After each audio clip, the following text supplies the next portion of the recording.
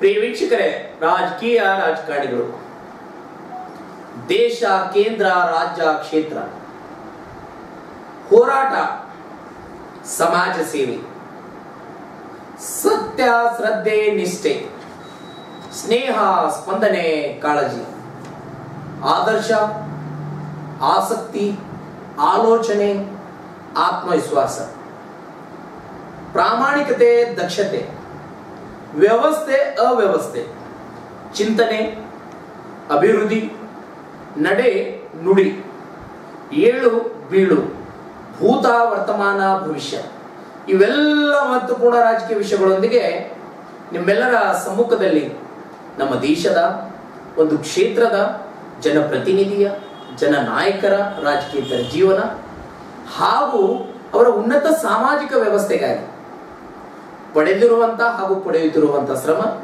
ಅವರ ಕೆಲಸ ಕಾರ್ಯಗಳನ್ನು ಗುರುತಿಸಿ ಗಮನಿಸಿ ಅವೆಲ್ಲವನ್ನು ನಿಮ್ಮ ಮುಂದೆ ತರುವುದೇ ನಮ್ಮ ನ್ಯಾಷನಲ್ ಪಾಲಿಟಿಕ್ಸ್ ಸೋಷಿಯಲ್ ಮೀಡಿಯಾದ ಮೂಲ ಉದ್ದೇಶ.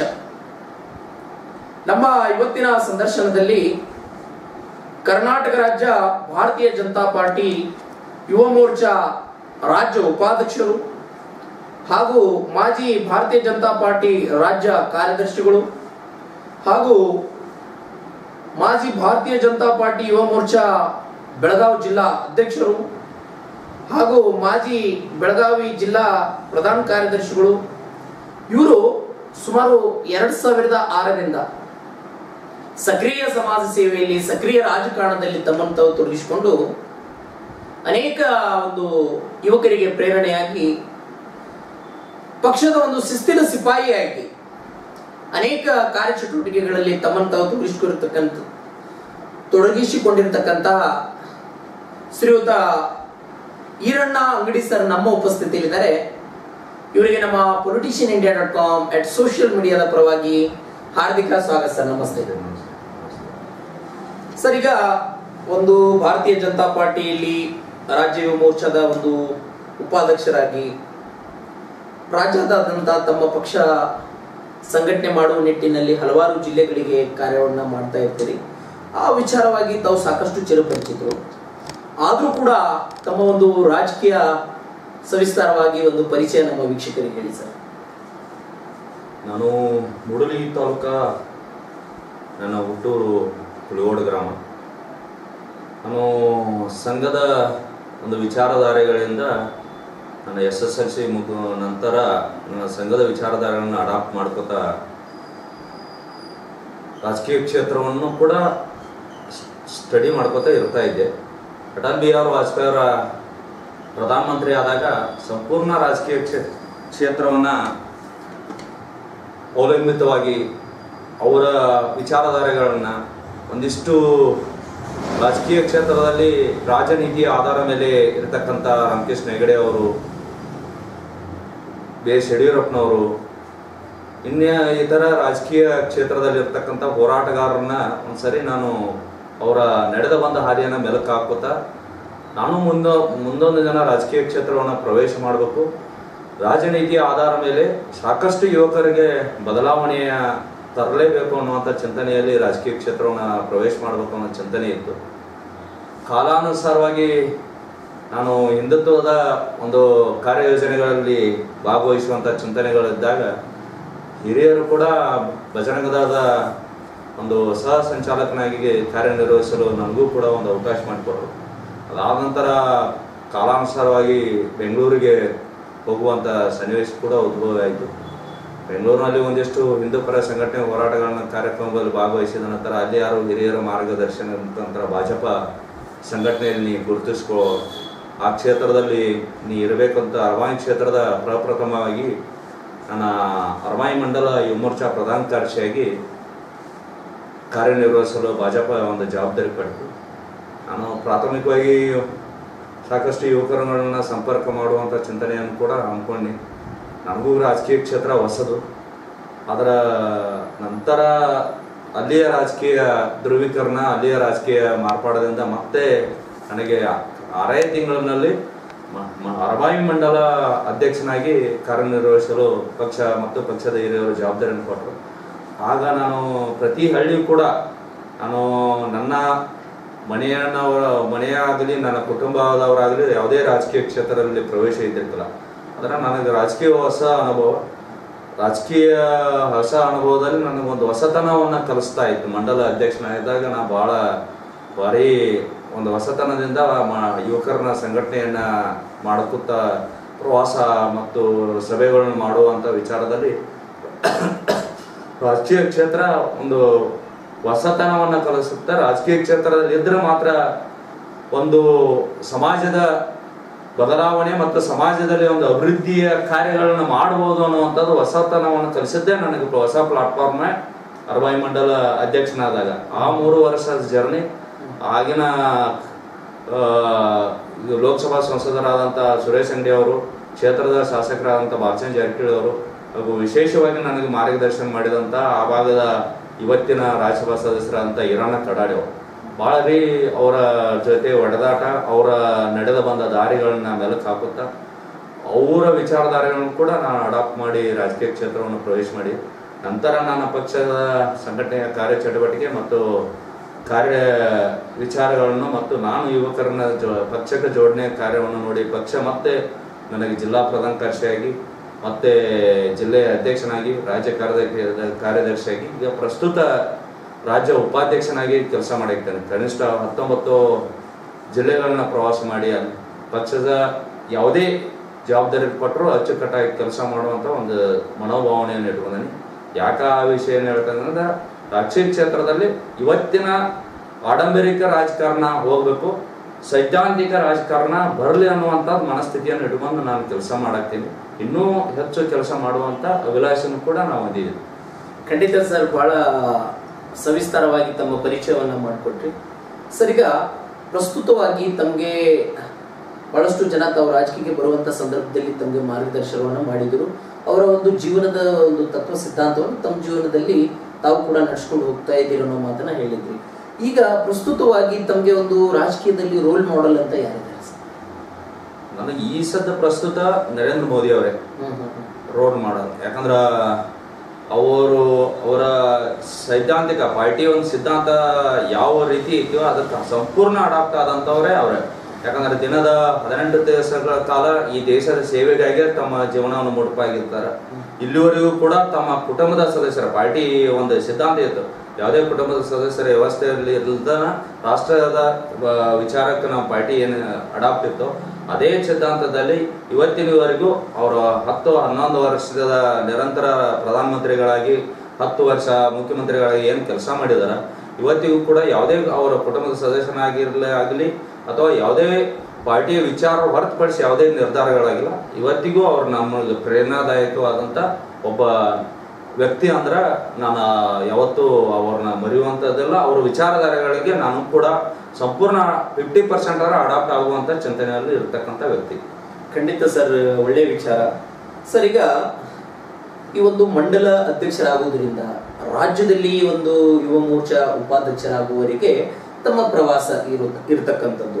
ಅದರಲ್ಲಿ ಯಾವ ಒಂದು ಸ್ಥಾನ ತಮಗೆ ಅತ್ಯಂತ ತೃಪ್ತಿ ಕೊಟ್ಟಿದೆ ಮತ್ತೆ ಯಾವುದರಲ್ಲಿ ನಿಮಗೆ ಸ್ಯಾಟಿಸ್ಫ್ಯಾಕ್ಷನ್ ಸಿಕ್ತು? ಇಲ್ಲ, ನಾನು ಈ ಪಕ್ಷದ ಒಬ್ಬ ಕಾರ್ಯಕರ್ತನಾಗಿ ಪಕ್ಷದ ಒಂದು ಜವಾಬ್ದಾರಿಯನ್ನು ಹೊತ್ಕೊಂಡು ಒಳ್ಳೆ ರೀತಿ ಮಾಡ್ತಾ ಇದ್ದೇನೆ ಅಂತ ಯಾವಾಗ ಅನಿಸ್ತು ತಮಗೆ? ನನಗೆ ಅನಿಸಿದ್ದು ಜಿಲ್ಲಾ ಪ್ರಧಾನ ಕಾರ್ಯದರ್ಶಿ ಆದಾಗ. ಆಗ ಒಂದಿಷ್ಟು ಕಾರ್ಯಕ್ರಮಗಳನ್ನ ಅವತ್ತಿನ ರಾಜ್ಯ ಅಧ್ಯಕ್ಷರಾದಂಥ ಮುನರಾಜಗೌಡರವರು ಹೊಸ ಕಾರ್ಯಕ್ರಮಗಳನ್ನ ಆಯೋಜನೆ ಮಾಡಿದ್ರು. ಆ ಕಾರ್ಯಕ್ರಮಗಳ ಅಡಾಪ್ಟ್ ಆದಾಗ ಆ ಕಾರ್ಯಕ್ರಮಗಳು ಅಂದ್ರೆ ಯುವ ಚೈತನ್ಯ ಯಾತ್ರೆ, ಸ್ವಾಮಿ ವಿವೇಕಾನಂದರು ಬೆಳಗಾವಿ ಜಿಲ್ಲೆಗೆ ಪಾದಾರ್ಪಣೆ ಮಾಡಿದ್ರು 1882ರಲ್ಲಿ. ಅದ ನಂತರ ಮೈಸೂರಿನಲ್ಲಿ ಕೂಡ ಕರ್ನಾಟಕದಲ್ಲಿ 2 ಸ್ಥಳದಲ್ಲಿ ಸ್ವಾಮಿ ವಿವೇಕಾನಂದರು ಬಂದಿದ್ರು. ನಶನ ಮುಕ್ತ ಯುವ ಸಮಾಜ ಆಗಬೇಕು. ಇವತ್ತಿನ ಸಮಾಜ ಭಾಳ ಡ್ರಗ್ಸು ಮತ್ತು ಮದ್ಯಪಾನದಿಂದ ಮಾರ್ಪಾಡಾಗಿ ಇಡೀ ವ್ಯವಸ್ಥೆ ಹಾಳಾಗತೈತಿ. ಇದರಿಂದ ಮುಕ್ತ ಹೊಂದಬೇಕು ಅನ್ನುವಂಥ ಒಂದು ಕಾನ್ಸೆಪ್ಟ್ ಇಟ್ಕೊಂಡು ಸ್ವಾಮಿ ವಿವೇಕಾನಂದ ಚಿಂತನೆಯನ್ನ ಇಟ್ಕೊಂಡು ಒಂದು ಕಾರ್ಯಕ್ರಮ ಮಾಡಿದ್ದಾರೆ.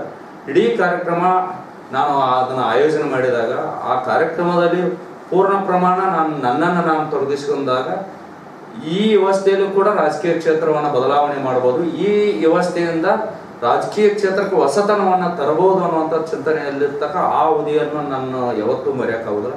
2014ರಲ್ಲಿ ನರೇಂದ್ರ ಮೋದಿ ಅವರು ಪ್ರಧಾನಮಂತ್ರಿ ಅನ್ನುವಂಥ ಚಿಂತನೆ ಇದ್ದಾಗ ಪ್ರಥಮವಾಗಿ ಪ್ರಧಾನಮಂತ್ರಿ ಅಭ್ಯರ್ಥಿ ಘೋಷಣೆ ಆದಾಗ ಒಂದು ಹೊಸ ತಂಡ ಅಂದ್ರೆ ಅವತ್ತಿನ 10 ವರ್ಷ ಕಾಂಗ್ರೆಸ್ ಆಡಳಿತ ವ್ಯವಸ್ಥೆಯನ್ನ ಅತ್ಯಂತ ಕಡೆಯ ಜನಾಂಗದವರು ಕೂಡ ಈ ಸರ್ಕಾರ ಬ್ಯಾಡ ಅನ್ನುವಂಥ ಚಿಂತನೆ ಇದ್ದಾಗ ಮಾನ್ ಆಂದೋಲನ ರೀತಿಯಲ್ಲಿ ಯುವ ಸಮುದಾಯ ಅವತ್ತು ಹೊರಬಿದ್ದಿತ್ತು. ಆ ಸಮುದಾಯ ಆ ರಾಜಕೀಯ ಕ್ಷೇತ್ರಕ್ಕೆ ಬಂದಾಗ ನಾನು ಆ ಸಂದರ್ಭದಲ್ಲಿ ನಾನು ಮಾಡಿದಂಥ ಕಾರ್ಯಚಟುವಟಿಕೆ ಕೂಡ ನನಗೆ ತೃಪ್ತಿದಾಯಕವಾಯಿತು. ನಾನು ಜಿಲ್ಲಾಧ್ಯಕ್ಷ ಇದ್ದಾಗ ಇವತ್ತಿನ ರಾಜ್ಯಾಧ್ಯಕ್ಷರು ನಾವು ನಿರೀಕ್ಷಣೆ ಮಾಡಿರ್ತಿಲ್ಲ, ಮುಂದೊಂದು ದಿನ ಇವರು ರಾಜ್ಯಾಧ್ಯಕ್ಷರಾಗ್ತಾರ ಅನ್ನುವಂಥ ಚಿಂತನೆ ಇಲ್ಲ. ವಿಜೇಂದ್ರ ಅವರು ಕೂಡ ನಾನು ಜಿಲ್ಲಾಧ್ಯಕ್ಷ ಇದ್ದಾಗ ವಿಜಯ ಲಕ್ಷ್ಯ ತಂದಂಥದ ಮತ್ತೊಮ್ಮೆ ನಾವು ಕಾರ್ಯಕ್ರಮವನ್ನು ಮಾಡಿದಾಗ ಕೂಡ ನನಗೆ ಮನಸ್ಸಿಗೆ ತೃಪ್ತಿದಾಯಕವಾಗಿತ್ತು. ಇವತ್ತು ಕೂಡ ಅವರು ಮುಂದೊಂದು ದಿನ ನನಗೆ ಒಂದು ಒಳ್ಳೆಯ ಪ್ಲಾಟ್ಫಾರ್ಮನ್ನು ಒದಗಿಸ್ತಾರೋ ಅನ್ನುವಂಥ ಚಿಂತನೆಯಲ್ಲಿ ಒಳ್ಳೆಯ ಜಿಲ್ಲಾಧ್ಯಕ್ಷ ಆದಾಗ ಆ ವಿಜಯ ಲಕ್ಷ್ಯ ಕಳೆದ ಬಾರಿ ರಾಜ್ಯ ಕಾರ್ಯದರ್ಶಿ ಆದಾಗ ಕೂಡ ನನಗೆ ನಿರೀಕ್ಷೆ ಮೀರಿ ನನ್ನ ಜಿಲ್ಲೆ ವ್ಯಾಪ್ತಿ ಮೀರಿ ಬೇರೆ ಬೇರೆ ಜಿಲ್ಲೆಗಳನ್ನ ಪ್ರವಾಸ ಮಾಡಬೇಕು. ನನ್ನ ಜಿಲ್ಲೆಯಲ್ಲಿ ಮಾತ್ರ ರಾಜಕೀಯ ಕ್ಷೇತ್ರ ಅರಿವಿಡ್ತಾ ಇಲ್ಲ, ಬೇರೆ ಬೇರೆ ಜಿಲ್ಲೆಯ ವಾತಾವರಣ. ಯಾಕಂದ್ರೆ ಕರಾವಳಿ ಕರ್ನಾಟಕ ಚಿಂತನೆಗಳ ಬೇರೆ, ಹೈದರಾಬಾದ್ ಕರ್ನಾಟಕ ಚಿಂತನೆಗಳ ಬೇರೆ, ಇವತ್ತಿನ ಕಿತ್ತೂರು ಕರ್ನಾಟಕ ಚಿಂತನೆಗಳು ಬೇರೆ ಆಗಿರ್ತಾವೆ. ಇವತ್ತು ಮೈಸೂರು ಪ್ರಾಂತ್ಯದ ರಾಜಕೀಯ ಕ್ಷೇತ್ರ ರಾಜಕೀಯವಾಗಿ ಆಗಿರ್ಬೋದು, ಚಿಂತನೆಗಳಾಗಿರ್ಬೋದು, ಬೇರೆ ಬೇರೆ ಆಗಿರ್ತಾವೆ. ಅಲ್ಲಿ ವಿಚಾರಧಾರೆಗಳನ್ನು ಕೂಡ ನಾನು ಕಲಿಬೇಕು, ನಾನು ಮಾಡಬೇಕು ಅನ್ನುವಂಥದ್ದಾಗ ರಾಜ್ಯ ಕಾರ್ಯದರ್ಶಿ ಆದಾಗ 19ಕ್ಕೂ ಹೆಚ್ಚು ಜಿಲ್ಲೆಗಳನ್ನ ನಾನು ಕಲ್ಯಾಣ ಕರ್ನಾಟಕ ಆಗಿರ್ಬೋದು ಮತ್ತು ಕಿತ್ತೂರು ಕರ್ನಾಟಕ ಸಂಪೂರ್ಣ ಪ್ರವಾಸ ಮಾಡಿದಾಗ ಅಲ್ಲಿಯ ಕಾರ್ಯಕರ್ತರನ್ನ ಅರಿಮಿಡಿತಾ, ಅಲ್ಲಿಯ ಯುವಕರನ್ನ ಅರಿಮಿಡಿತಾ ನಾನು ತಿಳ್ಕೋದು ಭಾರಿ ಅನುಭವದ ಪ್ಲಾಟ್ಫಾರ್ಮ್ ಅಂದ್ರೆ ರಾಜ್ಯ ಕಾರ್ಯದರ್ಶಿ ಆದಾಗ. ಪ್ರಸ್ತುತ ರಾಜ್ಯ ಉಪಾಧ್ಯಕ್ಷನಾಗಿದ್ದೇನೆ. ಈಗ ಒಂದು 6-7 ತಿಂಗಳ ನಾನು ಪ್ರವಾಸ ಮಾಡೋಕ್ಕಾಗಿಲ್ಲ, ಇನ್ನೂ 3-3.5 ವರ್ಷ ಇದೆ. ಇನ್ನೂ ಕೂಡ ಜಾಸ್ತಿ ದಕ್ಷಿಣ ಕರ್ನಾಟಕ ಭಾಗದಲ್ಲಿ ನಾನು ರಾಜ್ಯ ಕಾರ್ಯದರ್ಶಿ ಆದಾಗ ಪ್ರವಾಸ ಮಾಡೋಕ್ಕಾಗಿಲ್ಲ. ಈ ಬಾರಿ ಈಗ ಸದಸ್ಯತ್ವ ಅಭಿಯಾನ ಪ್ರಸ್ತುತ ಮಂಗಳೂರು ವಿಭಾಗವನ್ನು ಕೊಟ್ಟಿದ್ದಾರೆ. 25ನೇ ತಾರೀಕು ನಂತರ ನಾನು ಮಂಗಳೂರು ವಿಭಾಗ ಉಡುಪಿ ಮತ್ತು ಯಾಕಂದ್ರೆ ನಮ್ಮ ಭಾರತೀಯ ಜನತಾ ಪಾರ್ಟಿಯ ಸಂಘಟನೆಯ ಮೇನ್ ಮೂಲಾದಿಯನ್ನು ಇಟ್ಟಿದಂಥ ಕರಾವಳಿ ಕರ್ನಾಟಕ ಆ ಭಾಗವನ್ನು ಪ್ರವಾಸ ಮಾಡುವಂಥ ಒಂದು ಅವಕಾಶ ಪಾರ್ಟಿ ಕೊಟ್ಟದ. ಪಾರ್ಟಿ ನನ್ನನ್ನ ಬೆಳೆಸೋ ಜೊತೆಗೆ ಪಾರ್ಟಿ ಸಂಘಟನೆಗೆ ನಮ್ಮನ್ನು ಜೋಡಿಸಿರ್ಬೋದು, ಸಮಯ ನಾವು ಕೊಟ್ಟಿರ್ಬೋದು. ಅದರ ಈರಣ್ಣ ಅಂಗಡಿ ಅನ್ನುವಂಥ ಒಂದು ಸಾಮಾನ್ಯ ಕುಲಗೋಡ ಗ್ರಾಮದಲ್ಲಿ ಇರ್ತಕ್ಕಂಥ ಒಂದು ಸಾಮಾನ್ಯ ಕುಟುಂಬದ ಹೆಸರನ್ನ ಪ್ರಸ್ತುತ ಒಂದು 19-25 ಪಕ್ಷದ ಕಾರ್ಯಕರ್ತರು ಹೊರತುಪಡಿಸಿ ಸಾಮಾನ್ಯ ಕಾರ್ಯಕರ್ತರು ಕೂಡ ಅಥವಾ ಇನ್ಯಾರು ನನ್ನನ್ನು ಹೆಸರುಗೊಂಡು ಕರೆಯುವಂಥ ಒಂದು ಹೊಸ ವಿಶೇಷ ಪ್ಲಾಟ್ಫಾರ್ಮ್ ಏನಾದರೂ ಕೊಟ್ಟಿದ್ರೆ ಅದು ಭಾರತೀಯ ಜನತಾ ಪಾರ್ಟಿ ಅನ್ನುವಂಥ ಚಿಂತನೆಯನ್ನು ಕೂಡ ನಾನು ಹೇಳ್ಬೋದು. ಖಂಡಿತ ಸರ್. ಈಗಾಗಲೇ ಬಹಳ ದಿನಗಳಾಗಿದೆ, ಆದರೂ ಕೂಡ ತಮ್ಮನ್ನು ಕೇಳಲು ಇಷ್ಟಪಡ್ತೀನಿ. ಈ ಒಂದು ಕರ್ನಾಟಕದಲ್ಲಿ ಮುಖ್ಯವಾಗಿ ಭಾರತೀಯ ಜನತಾ ಪಾರ್ಟಿ ಒಂದು ಸೋಲಿಗೆ ಕಾರಣ ಏನು ಅಂತ ತಮ್ಮ ಅಭಿಪ್ರಾಯದಲ್ಲಿ ಹೇಳ್ಬೋದು? ಅತಿಯಾದ ಆತ್ಮವಿಶ್ವಾಸ. ನಾವು ಗೆಲ್ತೀವಿ ಅನ್ನುವಂಥ ಭರವಸೆಯನ್ನು ಇಟ್ಟುಕೊಂಡು ನಾವು ಗೆದ್ದಿದ್ದೀವಿ. ಅತಿಯಾದ ಆತ್ಮವಿಶ್ವಾಸದಿಂದ ನಮ್ಮ ಕಾರ್ಯಕರ್ತರು ಕೂಡ ನಾವು ಗೆಲ್ತೀವಿ, ನಾವು ಈ ಸಲ ಮತ್ತೊಮ್ಮೆ ಸರ್ಕಾರ ಬಂದೇ ಬರ್ತದೆ. ಯಾಕಂದ್ರೆ ಈ ಹಿಂದೆ ಒಂದು ಆದಂಥ ಕೇಂದ್ರ ಸರ್ಕಾರದಲ್ಲೂ ನಾವು ಆ ಘಟನಾವಳಿಗಳು ಕೂಡ ನಾನು ನಿರೀಕ್ಷೆ ಮಾಡಿರ್ಕಿಲ್ಲ. ನಾನು ಅದೇ ದಾಪುಗಾಲು ಇಡ್ತಾ ಇದ್ದೀನಿ. ಅಂಬೆಗಾಲು ಇಡುವಂಥ ರಾಜಕೀಯ ಕ್ಷೇತ್ರದಲ್ಲಿ ಇದ್ದಂಥ ಅಟಲ್ ಬಿಹಾರಿ ವಾಜಪೇಯಿ ಅವರು ನೆಕ್ಸ್ಟ್ ಟೈಮ್ ಮತ್ತೊಮ್ಮೆ ಪ್ರಧಾನಮಂತ್ರಿ ಆಗ್ತಾರೋ. NH4 ಹೈವೇ, ಸಾಕಷ್ಟು ಶಿಕ್ಷಣ, ಯಾವ ಅಂಬೇಡ್ಕರ್ ಕನಸಿತ್ತಲ್ಲ ಶಿಕ್ಷಣ ಸಂಸ್ಥೆ, ಶಿಕ್ಷಣವನ್ನ ಮುಂದೆ ವಿದ್ಯಾರ್ಥಿಗಳಿಗೆ ಶಿಕ್ಷಣ, ಬಡವರಿಗೆ ಶಿಕ್ಷಣ ಕೊಡಬೇಕು ಅಂತ ಸರ್ವ ಶಿಕ್ಷಣ ಅಭಿಯಾನ ತಂದರು. ಹೈವೇಗಳನ್ನ ಡೆವಲಪ್ಮೆಂಟ್ ಮಾಡಿದ್ರು. ನದಿ ಜೋಡಣೆ ಅಂತ ರೈತರಿಗೆ ಕಾನ್ಸೆಪ್ಟ್ ಅನ್ನ, ನಮ್ಮ ದೇಶ ರೈತರ ಅವಲಂಬಿತವಾದಂಥ ನದಿ ಜೋಡಣೆಯನ್ನ ಕನಸನ್ನು ಕಂಡಂತ ಅಟಲ್ ಬಿಹಾರಿ ವಾಜಪೇಯಿ ಅವರನ್ನ ಮತ್ತೊಮ್ಮೆ ಪ್ರಧಾನಮಂತ್ರಿ ಆಗೇ ಆಗ್ತಾರಂತ ನಮ್ಮ ಕಾರ್ಯಕರ್ತರು ಕೂಡ ಅತಿಯಾದ ಆತ್ಮವಿಶ್ವಾಸ ಇಟ್ಕೊಂಡ್ರೆ ಯಾವ್ದಾವ್ದು ಚಿಂತನೆಯಲ್ಲಿ ನಾವು ಆ ಸಮಯದಲ್ಲಿ ನಾವು ಸೋಲುವಂತ ಗಳಿಗೆ ಬಂತು. ಕರ್ನಾಟಕದಲ್ಲೂ ಕೂಡ ಯಾವ್ಯಾವ ಹೋರಾಟಗಳಲ್ಲಿ ನಾವು ಸ್ಪಂದನೆ ಕೊಟ್ಟಿದ್ದೀವಿ ಅನ್ನುವಂಥ ಚಿಂತನೆ ಇಲ್ಲ.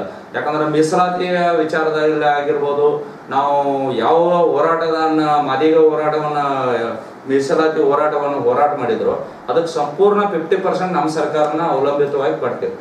ST ಮೀಸಲಾತಿ ಅವ್ರಿಗೆ 7.5% ನಾವು ಕೊಡುವಂತ ಚಿಂತನೆ ಇದೆ. ಅದರ ನಾವು ನಿರೀಕ್ಷಣೆ ಮಾಡಿರ್ಕಿಲ್ಲ. ಈ 19 ಕ್ಷೇತ್ರದಲ್ಲೂ ಕೂಡ ಆ ST ಕ್ಷೇತ್ರದ ಮೀಸಲು ಕ್ಷೇತ್ರದಲ್ಲೂ 19 ಕ್ಷೇತ್ರದಲ್ಲೂ ನಾವು ಸೋಲ್ತೀವಿ ಅಂತ ನಾವು ಯಾರು ನಿರೀಕ್ಷೆ ಇಲ್ಲ. ಹೈಯೆಸ್ಟ್ ಮೀಸಲಾತಿ ಕೊಟ್ಟಂತ ST ಸಮಾಜಕ್ಕೆ ಕೊಟ್ಟಂತ ಭಾರತೀಯ ಜನತಾ ಪಾರ್ಟಿ ಈ ರೀತಿ ಯೋಜನೆಗಳನ್ನು ಕೊಟ್ಟಾಗೂ ಕೂಡ ನಾವು ಸೋಲ್ತೀವಿ ಅನ್ನೋದು ನಾವು ನಿರೀಕ್ಷೆ ಮಾಡಿರ್ತೀವಿ. ನಮ್ಮ ಒಂದು ಸಣ್ಣ ಪುಟ್ಟ ವ್ಯತ್ಯಾಸಗಳು. ಯಾಕಂದ್ರೆ ಭಾರತೀಯ ಜನತಾ ಪಾರ್ಟಿ ಆದದ ಎಮ್ಮರವಾಗಿ ಬೆಳೀತಿ. ಅಲ್ಲಿ ಒಂದಿಟ್ಟು ನಮ್ಮ ಕುಟುಂಬದ ಸದಸ್ಯರು ಜಾಸ್ತಿ ಆದ ಕಾರಣ ಸಣ್ಣ ಪುಟ್ಟ ವ್ಯತ್ಯಾಸಗಳು ನಮ್ಮ ಕಡೆ ಕಂಡು ಬಂದವು. ಅದರ ಅಟಲ್ ಬಿಹಾರ್ ವಾಜಪೇಯಿ ಅವರ ಕನಸು ಕೂಡ ಆ ರೀತಿ ಆದಾಗ ಕೂಡ ನಾವು ಸೋಲನ್ನು ಕಾಣುವಂಥ ವ್ಯವಸ್ಥೆ ಇತ್ತು. ಯಾವ ಕಾಂಗ್ರೆಸ್ನವರು ಇವತ್ತಿಗೂ ಅಂಬೇಡ್ಕರ್ ಅವರ ವಿಚಾರಧಾರೆಗಳನ್ನು ಹೇಳ್ಕೊಂಡೇ ರಾಜಕಾರಣ ಮಾಡಿದ್ರು. ಮೀಸಲಾತಿ ವಿಚಾರಧಾರೆಯನ್ನು ಇಟ್ಕೊಂಡೇ ಮಾಡಿ ಅಂಬೇಡ್ಕರ್ ವಿಚಾರಧಾರೆಯನ್ನು ಇಟ್ಕೊಂಡೆ ಅವ್ರ ಕನಸುಗಳನ್ನ ಯಾವತ್ತೂ ಈಡೇರಿಸಲಿಲ್ಲ. ಅವತ್ತು ಅವ್ರ ಕನಸಾಗಿತ್ತು ಶಿಕ್ಷಣಕ್ಕನ ಹೆಚ್ಚಿನ ಆದ್ಯತೆ ಕೊಡಬೇಕಾಗಿತ್ತು, ಆರೋಗ್ಯ ಕ್ಷೇತ್ರದಲ್ಲಿ ನಾವು ಹೆಚ್ಚಿನ ಒತ್ತನ್ನು ಕೊಡ್ರಿ, ಅದರ ಜನರನ್ನ ಯಾವುದೇ ಗ್ಯಾರಂಟಿಗಳಿಗೆ ಜನರನ್ನ ಯಾಮಾರಿಸಿ ನೀವು ಅಧಿಕಾರಕ್ಕೆ ಬರಬೇಡ್ರಿ ಅನ್ನುವಂಥ ಚಿಂತನೆ ಇತ್ತು. ಅದರ ಕಾಂಗ್ರೆಸ್ ಅಧಿಕಾರನ ಅವರಿಗೆ ಅವಲಂಬಿತವಾಗಿತ್ತು. ಅದರ ರಾಜ್ಯ ದಿವಾಳಿ ಹಿಡಿದರೂ ಪರವಾಗಿಲ್ಲ, ಈ ಜನ ಹಾದಿ ತಪ್ಪಿದ್ರೂ ಪರವಾಗಿಲ್ಲ, ಅದರ ಜನರಿಗೆ ಅತಿಯಾದ ಭರವಸೆಗಳನ್ನು ಕೊಟ್ಟರು. ಗ್ಯಾರಂಟಿ ಕೊಡ್ತೀವಿ ಅನ್ನುವಂಥದ್ದು ಒಂದು ಯಾವುದೋ ಒಂದು ಸುಳ್ಳು ಭರವಸೆಗಳನ್ನು ಕೊಡೋ ಮುಖಾಂತರ ಯಾಮಾರಿಸಿ ಅಧಿಕಾರಕ್ಕೆ ಬರುವಂಥ ಚಿಂತನೆ ಇತ್ತು. ಅದರ ನಮ್ಮದು ಕೂಡ ಅದರೊಳಗೆ ಒಂದು ಸ್ವಲ್ಪ ಪಾತ್ರವನ್ನು ಕೂಡ ಐತಿ. ನಮ್ಮದು 50% ನಾವು ಯಾಮಾರಿದ್ದೀವಿ. ಅದಕ್ಕಾಗಿ ನಮ್ಮ ಚಿಂತನೆಗಳು ಕೂಡ ಒಂದಾಗಿದ್ರೆ ಕಾಂಗ್ರೆಸ್ ಚಿಂತನೆಯು ಕೂಡ 75% ಜನರನ್ನು ಯಾಮಾರಿಸುವ ಮುಖಾಂತರ ನಾವು ಸರ್ಕಾರವನ್ನು ಕಳ್ಕೊಂಡಿದ್ದೀವಿ. ಆದರೆ ಇವತ್ತು 1 ವರ್ಷ ಸರ್ಕಾರ ಆದ ನಂತರ ಅದೇ ಕಾಂಗ್ರೆಸ್ನ ಸರ್ಕಾರ, ಅದೇ ಕಾಂಗ್ರೆಸ್ನ ಶಾಸಕರಿಗೆ ಇವತ್ತಿಗೂ ಕೂಡ ಅವ್ರವ್ರ ಕ್ಷೇತ್ರದಲ್ಲಿ ನಮ್ಮ ಸರ್ಕಾರದಲ್ಲಿ ತಂದಂಥ ಶಾಸಕರದ ಅನುದಾನದಲ್ಲೇ ಕೆಲಸ ಮಾಡ್ತಾ ಇದ್ದಾರೆ. ಅವ್ರು ಗೆದ್ದು ಬಂತಾರೆ. ಯಾವುದೇ ಶಾಸಕರು ಅನುದಾನ ತರುವಂಥ ಚಿಂತನೆ ಇಲ್ಲ, ಅಭಿವೃದ್ಧಿ ಮಾಡುವಂಥ ಚಿಂತನೆ ಇಲ್ಲ. ಉದಾಹರಣೆ ಯಾವುದೇ ಒಂದು ಸ್ಕೂಲ್ ಕಟ್ಟುವಂಥ ಅನುದಾನ ತರನು, ಒಂದು ಸ್ಕೂಲ್ ಮಕ್ಕಳಿಗೆ ಎಜುಕೇಶನ್ ತರನು, ಒಂದು ಆರೋಗ್ಯದಲ್ಲಿ ಸಮಸ್ಯೆ ಐತಿ ಇಲ್ಲಿ ಒಂದು ಪ್ರಾಥಮಿಕ ಆರೋಗ್ಯ ಕೇಂದ್ರ ತರನು ಅಂತ ಚಿಂತನೆಯಲ್ಲೂ ಕೂಡ ಇವತ್ತಿಗೂ ಕಾಂಗ್ರೆಸ್ ಇದ್ದಂಥ ಕ್ಷೇತ್ರಗಳಿಗೂ ಕೂಡ ಅನುದಾನ ತರಕ್ಕಾಗೋದಿಲ್ಲ. ಯಾಕಂದ್ರೆ 2-3 ಗ್ಯಾರಂಟಿಗಳನ್ನ ಕೊಟ್ಟಂತ ಯಾಮರಿಸಿದ್ದಾರೆ. ಅವು ಗ್ಯಾರಂಟಿಗಳು ಕೊಡುವ ಮುಖಾಂತರ ಕರ್ನಾಟಕ ಆರ್ಥಿಕ ಸ್ಥಿತಿಯನ್ನು ಕೂಡ ಪಾತಾಳಕ್ಕೆ ತಲುಪಿಸುವಂತ ಚಿಂತನೆಯನ್ನ ಮಾಡಿದ್ದಾರೆ. ಕಾಂಗ್ರೆಸ್ನ ಸರ್ಕಾರ ಯಾವ ಸರ್ಕಾರ 136 ಮಂದಿನ ತಂದಿತ್ತು, ಅದೇ ಕಾಂಗ್ರೆಸ್ನ ಶಾಸಕರು ಅಷ್ಟೇ ಅಲ್ಲ, ಇಡೀ ಕರ್ನಾಟಕವೇ ಈ ಸರ್ಕಾರ ತೊಲಗಲಿ, ಈ ಸರ್ಕಾರ ಭ್ರಷ್ಟಾಚಾರದ ವ್ಯವಸ್ಥೆಯಲ್ಲಿ ಬರ್ತಾ ಇದೆ. ಯಾಕಂದ್ರೆ ಅವ್ರದ್ದು ಒಂದೇ ಕ್ರೋಢೀಕರಣ, ಹಿಂದುಳಿದ ವರ್ಗ ಮತ್ತು SC/STಗಳ ವೋಟ್ ಬ್ಯಾಂಕ್ನಾಗ ರಾಜಕಾರಣ ಮಾಡಿದ್ರು. ಅದೇ ನಿಗಮದಲ್ಲಿ ಕೂಡ ಸಿಕ್ಕಾಪಟ್ಟಿ ಭ್ರಷ್ಟಾಚಾರವನ್ನು ಮಾಡಿದ್ದಾರೆ. ಸ್ವತಃ ಮುಖ್ಯಮಂತ್ರಿಗಳೇ ಭ್ರಷ್ಟಾಚಾರದಲ್ಲಿ ತೊಡಗಿಕೊಂಡಿದ್ದಾರೆ. ಈ ಚಿಂತನೆಯಲ್ಲಿ ಇವತ್ತು ಕೂಡ ಜನಸಾಮಾನ್ಯರು ಕೂಡ ಕಾಂಗ್ರೆಸ್ ಸರ್ಕಾರ ತೊಲಗಲಿ, ಮತ್ತೊಮ್ಮೆ ಭಾಜಪ ಸರ್ಕಾರ ಬರಲತ್ತ ಆಶಯದಾಯಕದೊಂದಿಗೆ ಇವತ್ತಿನ ವ್ಯವಸ್ಥೆಯಲ್ಲಿ ಇದ್ದಾರೆ. ಕೆಲವೇ ದಿನಗಳಲ್ಲಿ ಕೂಡ ಇದಕ್ಕೆ ಒಂದು ಉತ್ತರವನ್ನು ಸಿಗುವಂಥ ಕಾಲಘಟ್ಟ ಬರಲಿ. ಮತ್ತೊಮ್ಮೆ ಭಾರತೀಯ ಜನತಾ ಪಾರ್ಟಿ ಜನರ ಆಶೀರ್ವಾದಕ್ಕೆ ಮುಂದಿನ ಯಾವುದೇ ಸಾರ್ವತ್ರಿಕ ಚುನಾವಣೆ ಆಗಲಿ ಹಾಗೂ ಸ್ಥಳೀಯ ಸಂಸ್ಥೆ ಚುನಾವಣೆಯಲ್ಲಿ ಭಾರತೀಯ ಜನತಾ ಪಾರ್ಟಿ ಮತ್ತೊಮ್ಮೆ ನಿಶ್ಚಳ ಬಹುಮತದೊಂದಿಗೆ ಸರ್ಕಾರ ಮಾಡ್ತೀವಿ. ಸ್ಪಷ್ಟವಾದ ಆಡಳಿತವನ್ನು ಕೊಡ್ತೀವಿ. ಯಾಕಂದ್ರೆ ಭಾರತೀಯ ಜನತಾ ಪಾರ್ಟಿ ನರೇಂದ್ರ ಮೋದಿ ಅವರ ಆಡಳಿತದಲ್ಲೂ ಕೂಡ ಇವತ್ತು ನಾವು ಗಮನಿಸಿರ್ಬೋದು, 10 ವರ್ಷ ಆಡಳಿತದಲ್ಲಿ ಕೂಡ ನಾವು ಯಾವುದೇ ಒಬ್ಬ ಸಚಿವರು ಕೂಡ ಭ್ರಷ್ಟಾಚಾರದಲ್ಲಿ ತೊಲಗಿಲ್ಲ, ಭ್ರಷ್ಟಾಚಾರದ ಕಪ್ಪು ಚುಕ್ಕಿಯನ್ನು ಹೊತ್ತುಕೊಂಡಿಲ್ಲ. ಅದರ ಕಾಂಗ್ರೆಸ್ನ ಮನಮೋಹನ್ ಸಿಂಗ್ನ ಸರ್ಕಾರದಲ್ಲಿ ಕೂಡ 36ಕ್ಕೂ ಹೆಚ್ಚು ಸಚಿವರು ಕೂಡ ಭ್ರಷ್ಟಾಚಾರದ ತೊಡಗಿದ್ರು. ಇವತ್ತು ಕೂಡ ಉದಾಹರಣೆ ಕಾಂಗ್ರೆಸ್ನ ಸರ್ಕಾರ ಕರ್ನಾಟಕದಲ್ಲಿ ಕೂಡ ಸ್ವತಃ CM ಅವರೇ ಕೂಡ ಭ್ರಷ್ಟಾಚಾರದಲ್ಲಿ ತೊಡಗಿದ್ದಾರೆ. ಈ ದೃಷ್ಟಿಯಿಂದ ಜನರಿಗೂ ಕೂಡ ಇವತ್ತಿನ ಸರ್ಕಾರ ಬೇಡಾಗಿತ್ತು. ಆ ದೃಷ್ಟಿಯಿಂದ ಮತ್ತೊಮ್ಮೆ ಭಾರತೀಯ ಜನತಾ ಪಾರ್ಟಿ ಕಾರ್ಯಕರ್ತರ ಪರಿಶ್ರಮ, ನಮ್ಮ ನಾಯಕರ ಒಗ್ಗಟ್ಟಿನಿಂದ ಮತ್ತೊಮ್ಮೆ ಸರ್ಕಾರವನ್ನು ತರಲು ನಾವು ಸಿದ್ಧರಾಗಿದ್ದೀವಿ. ಸರ್, ಈಗ ಈ ಒಂದು ವಿಧಾನಸಭೆ ಚುನಾವಣೆಗಳು ಮುಗಿತು, ತದನಂತರದಲ್ಲಿ ಲೋಕಸಭೆ ಚುನಾವಣೆ, ಇವು ಎರಡರ ಮಧ್ಯದಲ್ಲಿ ನಾವು ಫಲಿತಾಂಶಗಳು ನೋಡಿದಾಗ ಮಾನ್ಯ BS ಯಡಿಯೂರಪ್ಪ ಸಾಹೇಬ್ರ ನಂತರ ಬಹಳಷ್ಟು ರಾಜಕೀಯ ಘಟಾನುಘಟಿ ನಾಯಕರು ಭಾರತೀಯ ಜನತಾ ಪಾರ್ಟಿಯಲ್ಲಿ ಸೋತರು ವಿಧಾನಸಭೆ ಚುನಾವಣೆಯಲ್ಲಿ. ಅದೇ ತಮ್ಮ ಪಕ್ಷದಲ್ಲಿ ಲೋಕಸಭೆ ಚುನಾವಣೆಯಲ್ಲಿ ಬಹುಮತ ತಮಗೆ ಕರ್ನಾಟಕದಿಂದ ಹೆಚ್ಚಿನ ಸೀಟುಗಳು ಸಿಕ್ಕಿತ್ತು. ಇದರ ಅರ್ಥ ಕರ್ನಾಟಕದ BJP ನಾಯಕರುಗಳಿಗೆ ಮಾನ್ಯ BS ಯಡಿಯೂರಪ್ಪ ಅವರ ನಂತರ ಜನರು ಒಂದು ಪ್ರೀತಿ ವಿಶ್ವಾಸ ತೋರಿಸ್ತಾ ಇಲ್ಲ, ಅಥವಾ ಒಂದು ಗಟ್ಟಿ ನಾಯಕತ್ವ ಇಲ್ಲ, ಈ ರೀತಿ ಏನಾದರೂ?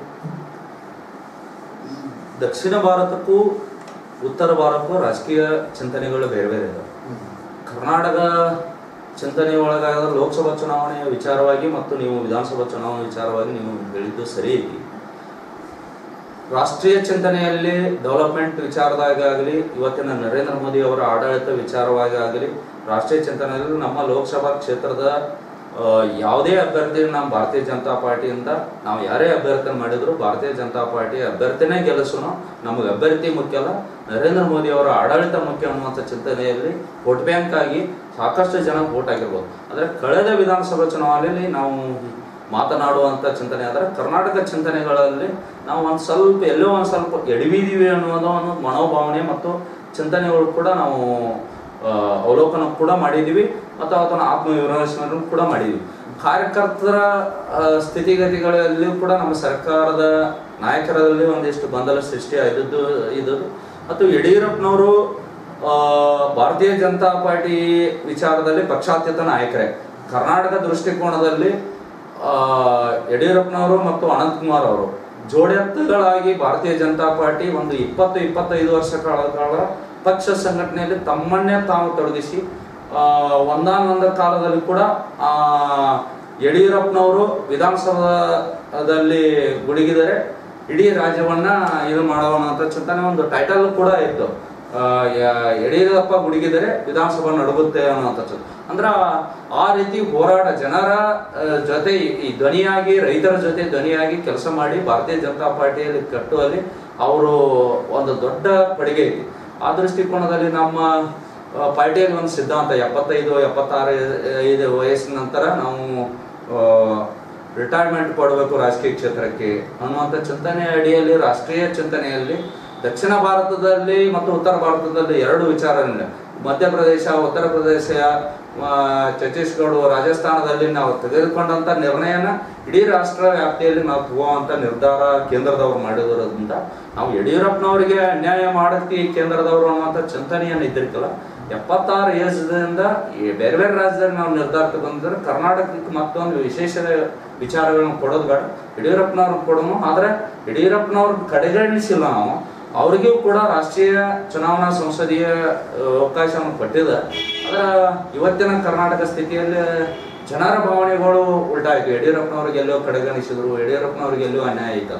ಆದರೆ ಭಾರತೀಯ ಜನತಾ ಪಾರ್ಟಿ ಯಾವುದೇ ಕಾರ್ಯಕರ್ತರಿಗೆ ಆ ಚಿಂತನೆ ಇದ್ದಿರ್ತಿಲ್ಲ. ಯಡಿಯೂರಪ್ಪನವರು ನಮ್ಮ ನಾಯಕರೇ, ಯಡಿಯೂರಪ್ಪನವರು ನಮ್ಮ ಪಾರ್ಟಿಯೇ ಕಟ್ಟಿದ, ಅಥವಾ ಯಡಿಯೂರಪ್ಪನವರಿಂದನೇ ನಮ್ಮ ಕರ್ನಾಟಕದಲ್ಲಿ ಅಥವಾ ನಮ್ಮ ಉತ್ತರ ಭಾರತದ ಹೆಬ್ಬಾಗಿಲು ಕರ್ನಾಟಕ ಅನ್ನುವಂಥದ್ದು ಪ್ರಪ್ರಥಮವಾಗಿ ಕರ್ನಾಟಕದ ಭಾರತೀಯ ಜನತಾ ಪಾರ್ಟಿ ಅನ್ನೋ ಸರ್ಕಾರವನ್ನು ತರಲು ಪ್ರಮುಖ ಪಾತ್ರ ವಹಿಸಿದವರು ಯಡಿಯೂರಪ್ಪನವರು. ಆದರೆ ಚಿಂತನೆ ಬೇರೆ ಬೇರೆ ಆಗುವುದರಿಂದ ನಾವು ಎಲ್ಲೋ ಒಂದು ಸ್ವಲ್ಪ ಆ ಯಡಿಯೂರಪ್ಪನವರನ್ನ ಕಡೆಗಣಿಸಿ ಅನ್ನೋ ಮನೋಭಾವನೆಯಿಂದ ನಾವು ಯಡಿಯೂರಪ್ಪನವರ ನಾಯಕತ್ವದ ಕೊರತೆಯಿಂದನೂ ಕೂಡ ನಾವು ಸರ್ಕಾರ ತರುವಲ್ಲಿ ಹಿನ್ನಡೆ ಆಗಿರ್ಬೋದು ನಮ್ಗೆ. ಅದು ಕೂಡ ಅವಲೋಕನ ಕೂಡ ಆಗಿದೆ. ಅದೇ ಕಾರಣವಾಗಿ ಮುಂದಿನ ದಿನಮಾನ ಕೂಡ ಯಡಿಯೂರಪ್ಪನವರ ಜೊತೆಯಲ್ಲಿ ಮತ್ತೆ ಉಳಿದ ಎಲ್ಲ ನಾಯಕರನ್ನು ವಿಶ್ವಾಸ ತೆಗೆದುಕೊಂಡು ಭಾರತೀಯ ಜನತಾ ಪಾರ್ಟಿ ಕಟ್ಟುವಲ್ಲಿ ಕಾರ್ಯಕರ್ತರ ಪಡೆ ಸಿದ್ಧವಾಗೈತೆ ಅನ್ನುವಂಥ ಚಿಂತನೆಯನ್ನು ಹೇಳ್ಬೋದು. ಸರ್, ಈಗ ಮಾನ್ಯ ನರೇಂದ್ರ ಮೋದಿ ಅವರಿಗೆ ತಮಗೆ ಭೇಟಿಯಾಗುವಂತ ಅವಕಾಶ ಯಾವತ್ತಾದ್ರೂ ಸಿಕ್ಕಿತ್ತ? 2 ಬಾರಿ ಅವಕಾಶ ಸಿಕ್ಕಿತ್ತು. ನಾನು ಏನ್ ಮಾತುಕತೆ 2 ಬಾರಿ, ಒಂದು 2014ರಲ್ಲಿ ಅವರು ಪ್ರಪ್ರಥಮವಾಗಿ ಪ್ರಧಾನಮಂತ್ರಿ ಆದಾಗ, ನಾನು ಜಿಲ್ಲೆಯ ಪ್ರಧಾನ ಕಾರ್ಯದರ್ಶಿ ಆದಾಗ 2014ರಲ್ಲಿ ನನಗೊಂದು ಅವಕಾಶ ಸಿಕ್ಕಿತ್ತು. ಆಗ ತಾತ್ಕಾಲಿಕ ಜೆಡ್ ಪ್ಲಸ್ ಸೆಕ್ಯೂರಿಟಿ ಇರುವುದರಿಂದ ಜಸ್ಟ್ ಫಾರ್ ನಾವು ಬಕ್ಕೆ ಕೊಟ್ಟು ವಿಶ್ ಮಾಡಿ ಇದು ಮಾಡಿದ್ದೀವಿ. ಆದರೆ 2019ರಲ್ಲಿ 2ನೇ ಬಾರಿ ಒಂದು ಅವಕಾಶ ಸಿಕ್ಕಿತ್ತು. ಬಾಗಲಕೋಟೆ ಚುನಾವಣಾ ಪ್ರಚಾರಕ್ಕೆ ಬರ್ತಾ ಇದ್ರು. ನಾನು ವಿಸ್ತಾರಕನಾಗಿ ಕೆಲಸ ಮಾಡಿದಾಗ ಆಗ ಪ್ರಮುಖರದ ಒಂದು ಏರ್ಪೋರ್ಟ್ನಲ್ಲಿ, ಬೆಳಗಾವಿ ಏರ್ಪೋರ್ಟ್ನಲ್ಲಿ ಪ್ರಮುಖರದ ಒಂದು ರಿಂಗ್ ಆಗಿ ನಿಲ್ಲಿಸಿ ನಾವು ಅವರೇ ಸೆಂಟರ್ ನಿಂತು ಒಂದಿಷ್ಟು ವಿಚಾರಗಳನ್ನ ಚರ್ಚೆ ಮಾಡಿದರು. ಇವತ್ತಿನ ಯುವಕರ ನಾರಿ ಮಿಡಿತ ಏನೈತಿ, ಇವತ್ತಿನ ನನ್ನ ಯೋಜನೆಗಳ ಜನರ ಭಾವನೆಗಳು ಏನು ಹೇಳ್ತಾ ಇದ್ದೋ, ಇವತ್ತಿನ ಸಾಮಾನ್ಯ ಜನ ಏನು ಚಿಂತನೆ ಮಾಡ್ತಾ ಇದ್ದಾರೆ ಅನ್ನುವಂಥ ಒಂದು ಚಿಂತನೆಗಳನ್ನು ಕೂಡ ನಮಗೆ ಒಂದು 5 ನಿಮಿಷ ಮಾಡೋ ಅವಕಾಶ ಕೊಟ್ಟರು. ನಾನು ಅವತ್ತಿನ ಕಾಲಘಟ್ಟದಲ್ಲಿ ಸ್ವಚ್ಛ ಭಾರತ ಚಿಂತನೆಯನ್ನು ಕೂಡ ಹೇಳಿದ್ದೀನಿ. ಯಾಕಂದ್ರೆ ನೀಟ್ನೆಸ್ ಅನ್ನುವಂಥದ್ದು ಜನಸಾಮಾನ್ಯರಿಗೂ ಬಂದೈತಿ. ನಾವು ಪ್ಲಾಸ್ಟಿಕ್ ಮುಕ್ತ ಬಾಯಲ್ಲಿ ಹೇಳಿದ್ದೀವಿ, ಆದರೆ ಇವತ್ತು ಸಾಮಾನ್ಯ ಜನ ಕೂಡ ಪ್ಲಾಸ್ಟಿಕ್ ಅನ್ನು ರಸ್ತೆ ಬದಿಯಲ್ಲಿ ಒಗೆಯಾಕೋ ಒಂದು 5 ನಿಮಿಷ ವಿಚಾರ ಮಾಡುವಂಥ ಚಿಂತನೆ ಬಂತು. ಮತ್ತು ಪರಿಸರ ರಕ್ಷಣೆ ಅಂತ ಚಿಂತನೆಯನ್ನು ಏನು ಮಾಡಿದ್ರಿ, ಇವತ್ತು ಕೂಡ ಸಾಮಾನ್ಯ ಜನ ಕೂಡ ನಾನು ಮನೆ ಮುಂದೆ ಕೂಡ ಒಂದು ಗಿಡ ಹಚ್ಚಬಹುದು ಅನ್ನುವಂಥ ಚಿಂತನೆ. ಯಾಕಂದ್ರೆ 2 ಕಾನ್ಸೆಪ್ಟ್ಗಳು ಕೂಡ ಬಹಳ ನೀಟ್ನೆಸ್, ಯಾಕಂದ್ರೆ ನಿಸರ್ಗದ ವಿಚಾರದಲ್ಲಿ ನಾವು ಬಹಳ ಜಾಗೃತಿ ಮಾಡುವಂಥ ವ್ಯವಸ್ಥೆ ಇತ್ತು. ಮತ್ತು ಯುವಕರನ್ನ ಜಾಸ್ತಿ ರಾಜಕೀಯ ಕ್ಷೇತ್ರಕ್ಕೆ ತರಬೇಕು ಅನ್ನೋ ಒಂದು ಏನು ಪರಿಕಲ್ಪನೆ ಇತ್ತು. ಇವತ್ತು ಜಾಸ್ತಿ ಭಾರತೀಯ ಜನತಾ ಪಾರ್ಟಿಗಾಗ್ಲಿ ರಾಜಕೀಯ ಕ್ಷೇತ್ರಕ್ಕಾಗಲಿ ಯುವಕರು ಕೂಡ ಜಾಸ್ತಿ ಒಲಿಸುವಂತ, ಯುವಕರು ಕೂಡ ರಾಜಕೀಯ ಕ್ಷೇತ್ರವನ್ನ ಬರುವಂತ ಚಿಂತನೆಯನ್ನ ನರೇಂದ್ರ ಮೋದಿ ಅವರ ಪ್ರೇರಣಾದಾಯಕ ವಿಚಾರ ಇತ್ತು. ಈ ಒಂದು 5 ನಿಮಿಷಗಳ ಆ ಒಂದು ಅದ್ಭುತವಾದ ಅವರ ವಿಚಾರಧಾರೆಗಳು ಮತ್ತು ಅವತ್ತು ಗ್ರೌಂಡ್ ಲೆವೆಲ್ ರಿಪೋರ್ಟ್ ಯಾವ ರೀತಿ ಇತ್ತಂದ್ರೆ ಅವತ್ತಿನ 2 ಲೋಕಸಭಾ ಕ್ಷೇತ್ರದ 2 ನಾರಿ ನೀಡ್ತಾ ಕೂಡ ಅವ್ರ ಗ್ರೌಂಡ್ ರಿಪೋರ್ಟ್ ನಾವು ಹೇಳುವ ವಿಚಾರಕ್ಕೂ ಅವ್ರು ಹೇಳುವ ವಿಚಾರಕ್ಕೂ ಭಾರಿ ಇದಿತ್ತು. ಅಂದ್ರೆ ಒಬ್ಬ ಪ್ರಧಾನಮಂತ್ರಿಯಾಗಿಯೂ ಒಂದು ಲೋಕಸಭಾ ಚಿಂತನೆಯನ್ನು ಕೂಡ ಮಾಡಬಹುದು ಅನ್ನುವಂಥ ಚಿಂತನೆಯ ಒಬ್ಬ ನಾಯಕ ಇಂಥವು ಅನ್ನುವಂಥದ್ದು ಒಂದು ಅದ್ಭುತವಾದ ವಿಚಾರಗಳನ್ನ ನಾನು ಹಂಚ್ಕೊಂಡೆ ಅವ್ರಿಗೆ. ಈಗ ತಾವು ಕೂಡ ಈಗಿನ ಒಂದು ಯುವಕರು ರಾಜಕಾರಣದಲ್ಲಿ ಬರಬೇಕು, ರಾಜಕೀಯ ಒಂದು ಮನೋಭಾವ ಅವರಲ್ಲಿ ಬೆಳಿಬೇಕು ಅಂತ ಹೇಳಿ ಈ ಒಂದು ರಾಜ್ಯ ಯುವ ಮೋರ್ಚಾದ ಉಪಾಧ್ಯಕ್ಷರಾಗಿ ಈ ನಿಟ್ಟಿನಲ್ಲಿ ಏನಾದರೂ ಪ್ರಯತ್ನಗಳು ರಾಜ್ಯಾದ್ಯಂತ ಮಾಡಿದ್ದೀರಾ? 100% ಬರಬೇಕು. 100% ಯಾಕೆ ಬರಬೇಕಂದ್ರೆ ಆಡಂಬರಿಕ ರಾಜಕಾರಣ ಆಗಬಾರ್ದು. ಆಡಂಬರಿಕ ಯಾಕಂದ್ರೆ ಸೋಷಿಯಲ್ ಮೀಡಿಯಾ ಮತ್ತು ಮಾಧ್ಯಮ ಎಲ್ಲವೂ ಟೆಕ್ನಾಲಜಿ ಇವತ್ತಿನ ಭಾರತ ದೇಶ ಹಿಂದೊಂದು ದಿನ ಭಾರತ ದೇಶಕ್ಕೂ ಇವತ್ತಿನ 10 ವರ್ಷದ ಭಾರತ ದೇಶಕ್ಕೂ 2014ರಿಂದ ಮುಂಚೆ ಇರತಕ್ಕಂಥ ಭಾರತ 2014ರ ನಂತರ ಭಾರತ ಭಾರಿ ಬದಲಾವಣೆ ನಮಗೂ ಅನಿಸೈತಿ, ಇವತ್ತಿಗೂ ಅನಿಸೈತಿ, ಹೊಸ ಜನರೇಷನ್ಗೆ ಅನಿಸೈತಿ. ಆದ್ರೆ ಸಾಕಷ್ಟು ಯುವಕರು ರಾಜಕೀಯ ಕ್ಷೇತ್ರವನ್ನು ಯಾಕೆ ಬರ್ಬೇಕಂದ್ರೆ ಆಡಂಬರದ ರಾಜಕಾರಣಕ್ಕೆ ಬರೋಂಗಿಲ್ಲ. ರಾಜಕೀಯ ಕ್ಷೇತ್ರದಲ್ಲಿ ಭಾರಿ ಬದಲಾವಣೆ ಐತಿ. ಆ ಬದಲಾವಣೆಯ ಜೊತೆಗೆ ಡೆವಲಪ್ಮೆಂಟ್ ಚಿಂತನೆಗಳು ಭಾಳ ಅದ. ಯಾಕಂದ್ರೆ ಸರ್ಕಾರದ ಅನುದಾನಗಳ ಚಿಂತನೆಗಳು ಭಾಳ ಹಿಂದಿನ ಅನುದಾನಗಳಿಗೂ ಈಗಿನ ಅನುದಾನಕ್ಕೂ ಆಗ ಅದೇ ನೆಹರು ಅವರು ಅವತ್ತಿನ ಪ್ರಧಾನಮಂತ್ರಿ ಆದಾಗ ಕೇಂದ್ರದಲ್ಲಿ 10 ರೂಪಾಯಿ 100 ರೂಪಾಯಿ ಘೋಷಣೆ ಆದ್ರೆ ಗ್ರಾಮ ಪಂಚಾಯತಿಗೆ 10 ರೂಪಾಯಿ ಬರ್ತೈತೆ ಅನ್ನೋದು ಸ್ವತಃ ಪ್ರಧಾನಮಂತ್ರಿಗಳೇ ಆ ಚಿಂತನೆಯನ್ನು ಹೇಳುವಂತ ಚಿಂತನೆ ಬಂತು. ಯಾವ ಈ ದೇಶವನ್ನು ಆಳುವಂತ ಪ್ರಥಮ ಪ್ರಜೆ ಅನ್ನುವಂಥ ಚಿಂತನೆ ಇರ್ತಿದ್ವೋ, ಯಾವ ಪ್ರಧಾನ ಅನ್ನುವಂಥ ಚಿಂತನೆಯನ್ನು ಪ್ರಜಾಪ್ರಭುತ್ವ ವ್ಯವಸ್ಥೆಯಲ್ಲಿ ಇದ್ದಿದ್ವೋ ಅವರೇ ಆ ಚಿಂತನೆ ಮಾಡಿದರು. ಆದರೆ ಇವತ್ತಿನ ಚಿಂತನೆ ಆಗಲ್ಲ. ಇವತ್ತಿನ ಟೆಕ್ನಾಲಜಿ ಬೆಳೆದ ಕೇಂದ್ರದಲ್ಲಿ ಇವತ್ತು ಉದಾಹರಣೆ ಒಂದು ಕಿಸಾನ್ ಸನ್ಮಾನ್ ಯೋಜನೆ 6,000 ರೂಪಾಯಿ ಕೇಂದ್ರದಿಂದ ಸಬ್ಸಿಡಿ ರೂಪದಲ್ಲಿ ರೈತರಿಗೆ ಮಳೆಗಾಲದ ದಿನದಲ್ಲಿ ಗೊಬ್ಬರ ಖರೀದಿ ಮಾಡೋಕ್ಕೋ ಬಿತ್ತನೆ ಬೀಜಗಳನ್ನು ಖರೀದಿ ಮಾಡೋಕ್ಕೋ ಅವ್ರಿಗೆ ಆರ್ಥಿಕ ನೆರವಾಗುವನು ಮುಂದಿನ. ಯಾಕಂದ್ರೆ ನಮ್ಮ ದೇಶ ಕೃಷಿ ಪ್ರಧಾನವಾದ ದೇಶ, ಬೆಳೆಗಳು ಜಾಸ್ತಿ ಬೆಳಿಬೇಕು, ಉತ್ಪನ್ನಗಳನ್ನ ಜಾಸ್ತಿ ಮಾಡುವಂತ ಚಿಂತನೆ, ರೈತರಿಗೆ ಒಂದು ಸಬ್ಸಿಡಿ ಕೊಡೋಣ ಅನ್ನುವಂಥ ಚಿಂತನೆಯನ್ನು ಮಾಡಿದ್ರು. ಚಿಂತನೆ ಮಾಡಿದಾಗ ಅಲ್ಲೇ ಅವ್ರು ಒಂದು ಬಟನ್ ಒತ್ತಿದ್ರ ನೇರವಾಗಿ ಅವ್ರ ಅಕೌಂಟಿಗೆ 2,000 ರೂಪಾಯಿ ಜಮಾ ಆಗ್ತದೆ. ಒಂದು ವರ್ಷದಲ್ಲಿ 3 ಬಾರಿ ಆ ರೀತಿ ಮಾಡ್ತಾರೆ 6,000 ರೂಪಾಯಿ. ಆದ್ರೆ ನೇರವಾಗಿ ಬರ್ತದೆ. ಅದೇ ನಮ್ಮ ದೇಶವನ್ನು ಆಳಿದಂತ ನೆಹರು ಅವರು 100 ರೂಪಾಯಿ ಘೋಷಣೆ ಮಾಡಿದ್ರೆ 10 ರೂಪಾಯಿ ಬರ್ತೈತೆ ಅನ್ನೋ ಚಿಂತನೆ ಇತ್ತು.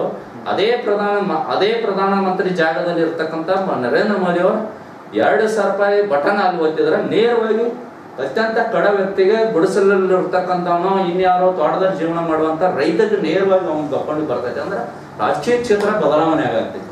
ರಾಜಕೀಯ ಕ್ಷೇತ್ರ ಬದಲಾವಣೆ ಆಗತ್ತೈತೆ ಅಂದ್ರೆ ಇನ್ನೂ ನಾವು ಡೆವಲಪ್ಮೆಂಟ್ ಮಾಡ್ಬೇಕಾದ್ರೆ ಯುವಕರಲ್ಲಿ ಸಾಕಷ್ಟು ಆಸಕ್ತಿ ಪೂರ್ವಕವಾಗಿ ಕೆಲಸಗಳನ್ನು ಮಾಡುವಂತ ಚಿಂತನೆ ಇದೆ.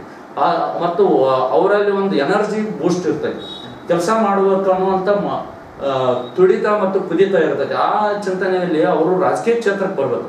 ಇವತ್ತಿನ ರಾಜಕೀಯ ಕ್ಷೇತ್ರದಲ್ಲಿ ಬೇರೆ ಬೇರೆ ರೀತಿ ಚಿಂತನೆ ಮಾಡಿದಾಗ ಅಲರ್ಜಿ ಅನ್ನುವಂಥ ಚಿಂತನೆ ಮಾರ್ಪಾಡಾಗಬಾರ್ದು ಮತ್ತು ಇದು ಆಡಂಬರಿಕ ರಾಜಕೀಯ ಕ್ಷೇತ್ರ ಆಗೋದು. ರಾಜನೀತಿಯ ಆಧಾರ ಮೇಲೆ ಯುವಕರು ಬರಬೇಕು. ಯಾವ ಡೆವಲಪ್ಮೆಂಟ್ ಅನ್ನು ಕನಸುಗಳನ್ನು ಕಂಡಿದ್ರು, ಯಾವ ಅಂಬೇಡ್ಕರ್ ಕನಸು ಅವ್ರು, ಯಾಕಂದ್ರೆ ಅಂಬೇಡ್ಕರ್ ಇದ್ರಲ್ಲ ತಮ್ಮ ಲೈಟ್ ಕಂಬದಲ್ಲಿ ಬೆಳಕಿನಲ್ಲೇ ತಮ್ಮ ಮನೆಯಲ್ಲಿ ಕೂಡ ದೀಪ ಇದ್ದರೂ ಕೂಡ ವಿದ್ಯಾಭ್ಯಾಸ ಮಾಡಿ ದೇಶದ ಪ್ರಜಾಪ್ರಭುತ್ವ ವ್ಯವಸ್ಥೆಯನ್ನ ಯಾವ ರೀತಿ ನಡೀಬೇಕು ಅನ್ನುವಂಥ ಚಿಂತನೆ ಇವತ್ತಿಗೂ ಕೂಡ ನಡೀತಾ ಇದೆ. ಆದರೆ ಇವತ್ತಿಗೂ ಯಾವ ಸಿಸ್ಟಮ್ ಅನ್ನ ಮಾಡಿದಾರಲ್ಲ, ನರೇಂದ್ರ ಮೋದಿ ಅವರು ಕೂಡ ಪ್ರತಿ ಮನೆಗಳ ಸ್ಯಾಂಕ್ಷನ್ ಆಗಬೇಕು, ಗುಡಿಸಲು ರಹಿತ ಮುಕ್ತ ಆಗಬೇಕು ಅನ್ನೋ ಕಾನ್ಸೆಪ್ಟ್ ಇಟ್ಕೊಂಡಿದಾರ. ನೇರವಾಗಿ ಫಲಾನುಭವಿಗಳಿಗೆ ಸರ್ಕಾರದ ಹಣ ನೇರವಾಗಿ ಹೋಗ್ಬೇಕು, ಸಾಕಷ್ಟು ಅಭಿವೃದ್ಧಿ ಕಾರ್ಯಗಳಾಗಬೇಕು ಮತ್ತು ಪ್ರವಾಸದ ವ್ಯವಸ್ಥೆಯಲ್ಲೂ ಕೂಡ ಯುವಕರಿಗೆ ಎನರ್ಜಿ ಇರ್ತದೆ. ಆ ಎನರ್ಜಿ ದೃಷ್ಟಿಕೋನದಿಂದ ಸಾಕಷ್ಟು ಯುವಕರುಗಳಿಗೆ ರಾಜಕೀಯ ಕ್ಷೇತ್ರದಲ್ಲಿ ಅವಕಾಶಗಳು ಸಿಗಬೇಕು. ಸ್ಥಳೀಯ ಸಂಸ್ಥೆ ಯಾವುದೇ ಚುನಾವಣೆ ಆಗಲಿ, ಗ್ರಾಮ ಪಂಚಾಯತಿ ಹಿಡ್ಕೊಂಡು ಲೋಕಸಭಾ ಚುನಾವಣೆವರೆಗೂ ಯುವಕರಿಗೆ ಹೆಚ್ಚಿಗೆ ಆದ್ಯತೆ ಸಿಕ್ಕರೆ ಸಂಪೂರ್ಣ ಭಾರತ ಬದಲಾವಣೆಯ ಭಾರತ, ಇದು ಯುವ ಭಾರತವಾಗಿ ಮಾರ್ಪಾಡಾಗಲು ಯಾವುದೇ ಸಂದೇಶವಿಲ್ಲ. ಸಾಕಷ್ಟು ಯುವಕರು ರಾಜಕೀಯ ಕ್ಷೇತ್ರಕ್ಕೂ ಬರಬೇಕು, ಒಳ್ಳೆ ಒಳ್ಳೆ ಅವಕಾಶಗಳು ಸಿಗಬೇಕು. ಅದು ಯಾವುದೇ ಪಾರ್ಟಿಯಲ್ಲಿ ಇರಲಿ, ಒಳ್ಳೆ ಒಳ್ಳೆ ಅವಕಾಶ ಸಿಕ್ಕರೆ ಅಭಿವೃದ್ಧಿನೂ ಆಗ್ತೈತಿ, ಭಾರತ ಮತ್ತು ಮುಂದುವರೆದ ರಾಷ್ಟ್ರವಾಗಿ ಆಗಲು ಯಾವುದೇ ಚಿಂತನೆ ಇಲ್ಲ ಅನ್ನೋ ಮಾತನೇ ಇರುತ್ತೆ. ಸರ್, ಈಗ ಮುಂದೆ ಬರುವಂತಹ ಒಂದು ಸ್ಥಳೀಯ ಚುನಾವಣೆಗಳು, ತಾಲೂಕ್ ಪಂಚಾಯತ್ಗಳಾಗಿರ್ಬೋದು, ಜಿಲ್ಲಾ ಪಂಚಾಯತ್ಗಳಾಗಿರ್ಬೋದು, ಅದಕ್ಕೆ ಒಂದು ಯಾವ ರೀತಿ ತಯಾರಿಗಳನ್ನ ಮಾಡ್ತಾ ಇದ್ದೀರಿ ಈಗಿಂದ? ನಮ್ಮ ಪಾರ್ಟಿಯಲ್ಲಿ ವಿಚಾರಗಳನ್ನ ಹೇಳ್ಬೇಕಂದ್ರೆ, ಗ್ರೌಂಡ್ ಲೆವೆಲ್ ಕಾರ್ಯಕರ್ತ ಯಾರು, ಜನರ ಜೊತೆ ಯಾರನ್ನ ನೆಟ್ವರ್ಕ್ ಆಗಿರ್ತಾನ, ಜನರ ಜೊತೆ ಯಾರು 24x ಕೆಲಸ ಮಾಡ್ತಾ ಇದ್ದಾನ. ಯಾಕಂದ್ರೆ ಇವತ್ತಿನ ಜನರಿಗೆ ಏನಾಗಿತ್ತಂದ್ರೆ, ಇನ್ನೂ ನಮ್ಮ ಓಣಿಯಲ್ಲಿ ಏನು ಕೆಲಸ ಆಗಬೇಕು, ನಮ್ಮ ವಾರ್ಡ್ನಲ್ಲಿ ಏನು ಕೆಲಸ ಆಗಬೇಕು, ನಮ್ಮ ಗ್ರಾಮದಲ್ಲಿ ಏನು ಕೆಲಸ ಆಗಬೇಕು ಅನ್ನೋ ಚಿಂತನೆ ಇರ್ತಕ್ಕಂಥ ಸಾಕಷ್ಟು ಯುವಕರದಾರು, ಮುಖಂಡರದಾರು. ಅವ್ರ ಮಧ್ಯೆ ಇರತಕ್ಕಂಥ ಒಬ್ಬ ನಾಯಕ, ಒಳ್ಳೆಯ ರೀತಿ ಕೆಲಸ ಮಾಡುವಂಥ ವ್ಯಕ್ತಿ ಭಾರತೀಯ ಜನತಾ ಪಾರ್ಟಿಗೆ ಒಂದು ಶಕ್ತಿಯಾಗಿ ಬಂದರೆ, ಭಾರತೀಯ ಜನತಾ ಪಾರ್ಟಿ ಮತ್ತು ನಮ್ಮ ಸರ್ಕಾರದ ಒಂದು ಬಿಂದುವಾಗಿ ಕೆಲಸ ಮಾಡಲು ಒಂದು ಒಳ್ಳೆಯ ಅವಕಾಶ ಐತಿ. ಅದಕ್ಕಾಗಿ ಅಂಥ ಕಾರ್ಯಕರ್ತರನ್ನ ಜೋಡಣೆ ಮಾಡುವಂಥ ಹೆಚ್ಚಿನ ಶಕ್ತಿಯನ್ನು ಇವತ್ತಿನ ರಾಜ್ಯಾಧ್ಯಕ್ಷರು ಅವರು ಕೂಡ ಯುವಕರಾಗುವುದರಿಂದ, ವಿಜೇಂದ್ರ ಅವರು ಕೂಡ ತಮ್ಮ ಪ್ರಾರಂಭಿಕವಾಗಿ ಯುವಕರಾಗಿ ಯುವ ಮೋರ್ಚಾದಿಂದನೇ ರಾಜಕೀಯ ಕ್ಷೇತ್ರವನ್ನು ಪ್ರವೇಶ ಮಾಡಿದರು. ಮತ್ತು ಅವರ ತಂದೆಯವರ ಹೋರಾಟದ ಪ್ರತಿಫಲ, ಹೋರಾಟದ ಶಕ್ತಿ ಮತ್ತು ಅವರು ಕೂಡ ಸರ್ಕಾರ ತರುವಲ್ಲಿ ಪ್ರಮುಖ ಪಾತ್ರ ಐತೆ. ಇವತ್ತು ಕೂಡ ವಿಜೇಂದ್ರ ಅವರು ಕೂಡ ಸಾಕಷ್ಟು ಯುವಕರಿಗೆ ಒಂದು ಅವಕಾಶ ಮಾಡಿಕೊಡ್ತಾರೆ. ಮುಂದಿನ ಜಿಲ್ಲಾ ಪಂಚಾಯತಿ, ತಾಲೂಕು ಪಂಚಾಯತಿ ಒಳ್ಳೆಯ ವ್ಯಕ್ತಿ, ಆ ಗ್ರಾಮದಲ್ಲಿ ಒಂದು ಒಳ್ಳೆಯ ಹೆಸರು ಮಾಡಿದಂಥ ವ್ಯಕ್ತಿಯನ್ನ ಗುರುತಿಸುವಂಥ ಚಿಂತನೆಯನ್ನು ಭಾರತೀಯ ಜನತಾ ಪಾರ್ಟಿ ಖಂಡಿತವಾಗಿ ಮಾಡಾಕ್ತೈತಿ.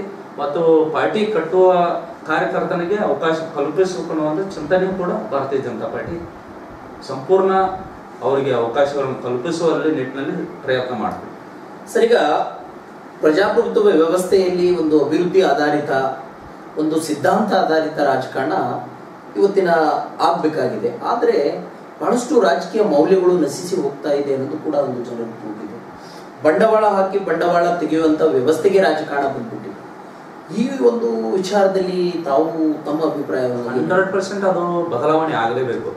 ನಾವು ಮಾತಿನ ವೇದಿಕೆ ಮೇಲೆ ಮಾತಾಡಿದಂಥ ಮಾತಿಗೂ ನಾವು ನಡ್ಕೊಂತ ಕೃತಿಗೂ ಎರಡೂ ಸಮಬಲವಾದರೆ ಮಾತ್ರ ನಾವು ರಾಜಕೀಯ ಕ್ಷೇತ್ರವನ್ನು ನಂಬುವಂಥ ವಾತಾವರಣ ಬರ್ತೈತಿ, ಅಭಿವೃದ್ಧಿ ಮಾಡುವಂಥ ವಾತಾವರಣ ಬರ್ತೈತಿ. ಬಟ್ ಅದು ಇತ್ತಿತ್ತಲಾಗಿ ಒಂದು ಸ್ವಲ್ಪ ಎಲ್ಲೋ ಕಲುಷಿತ ವಾತಾವರಣ ಕೂಡ ಆಗ್ತೈತಿ. ಅದರ ಈ ದೃಷ್ಟಿಕೋನದಿಂದ ಭಾರತೀಯ ಜನತಾ ಪಾರ್ಟಿ ಒಂದು ಹೆಜ್ಜೆ is a party is a different ಅನ್ನುವಂಥ ಚಿಂತನೆ ಒಳಗೆ ಭಾಳ ಸಲ ಬದಲಾವಣೆಗಳನ್ನ ಭಾರತೀಯ ಜನತಾ ಪಾರ್ಟಿ ಹೊಸ ಮಾಡಾಕ್ತಿವಿ. ನಾವು ಉದಾಹರಣೆ ಹೇಳ್ಬೇಕಂದ್ರೆ, ರಾಜ್ಯಸಭಾ ಸದಸ್ಯ ಅದು ನೂರಾರು ಕೋಟಿ ಒಡೆಯನಿಗೆ ಕಾಂಗ್ರೆಸ್ನವರ ಅಥವಾ ಇಂದಿನ ಯಾವುದೇ ಸರ್ಕಾರಗಳು ಕೊಡ್ತಾ ಬಂದಿದ್ದು ನಿಮಗೂ ಗಮನಕ್ಕೈತಿ. ಸಾಕಷ್ಟು ವಿಚಾರಗಳು ಚರ್ಚೆ, ನೂರಾರು ಕೋಟಿ ಇದ್ದ ಒಡೆಯನಿಗೆ ಕೊಡ್ತಾರೋ ಅಥವಾ ಫೈನಾನ್ಷಿಯಲ್ ಫಿಟ್ ಇದ್ದವರಿಗೆ ಕೊಡ್ತಾರೋ, ಅದು ಯಾಕಂದ್ರೆ ರಾಜ್ಯಸಭಾ ಟಿಕೆಟ್. ಆದ್ರೆ ಭಾರತೀಯ Janata party is a different ಆಗಿ ವಾತಾವರಣ ಮಾಡಿ ಸಾಮಾನ್ಯ ಕಾರ್ಯಕರ್ತ, ರಾಜಕೀಯ ಕ್ಷೇತ್ರದಲ್ಲಿ ಯಾವುದೇ ಹಿನ್ನೆಲೆ ಇರತಕ್ಕಂಥ ಕಾರ್ಯಕರ್ತರಿಗೆ ರಾಜ್ಯಸಭಾ ಸದಸ್ಯನಾಗಿ ಕೊಟ್ಟಿದ್ದಾರೆ. ಅಥವಾ ಇನ್ಯಾರೋ ಬಿಸ್ನೆಸ್ ಮ್ಯಾನ್, ಉದ್ಯಮಿ ಕೂಡ ಅಲ್ಲ. ಉದಾಹರಣೆ ಕೂಡ ಈ ನಾರಾಯಣ್ ಸರ್ ಬಾಂಡಿಗೆ ಆಗಿರ್ಬೋದು ರಾಜ್ಯಸಭಾ, ಹಾಗೂ ಈರಣ್ಣ ಕಡಾಡಿ, ಅಶೋಕ್ ಗಸ್ತಿ. ಅಂದ್ರೆ ಅಶೋಕ್ ಗಸ್ತಿ ಅವರ ಸಮಾಜ ಹಡಪ ಸಮಾಜ. ಆದರೆ ಇಡೀ ಕರ್ನಾಟಕದಲ್ಲಿ ಎಲ್ಲೂ ವಿಧಾನಸಭಾ ಚುನಾವಣೆ ಪ್ರವೇಶ ಮಾಡುವಂಥ ಅವಕಾಶಗಳಿಲ್ಲ. ಹಾಗೂ ಲೋಕಸಭಾ ಚುನಾವಣೆ, ಯಾಕಂದ್ರೆ ಸಮಾಜದ ದೃಷ್ಟಿಯಿಂದ ಕೂಡ ಅವಕಾಶಗಳು ವಂಚಿತರಾಗಿದ್ದರು. ಅದರ ಅಂಥ ಸಮಾಜದವ್ರನ್ನು ಗುರುತಿಸುವಂಥ ವ್ಯವಸ್ಥೆಯನ್ನು ಭಾರತೀಯ ಜನತಾ ಪಾರ್ಟಿ, ಅದಕ್ಕೆ ಭಾರತೀಯ ಜನತಾ ಪಾರ್ಟಿ ಹೊಸ ಪ್ರಯೋಗಗಳನ್ನು ಮಾಡ್ಕೋತ ಬಂದಿದೆ.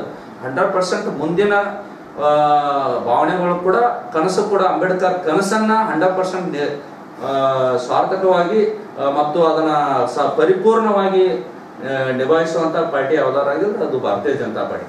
ಹಂತವಾಗಿ ಮಾಡಿದೆ, ಸಂಪೂರ್ಣ ಮಾಡಿದೀವಿ ಅಂತ ಏನು ಅನ್ಕೊಂಡಿಲ್ಲ.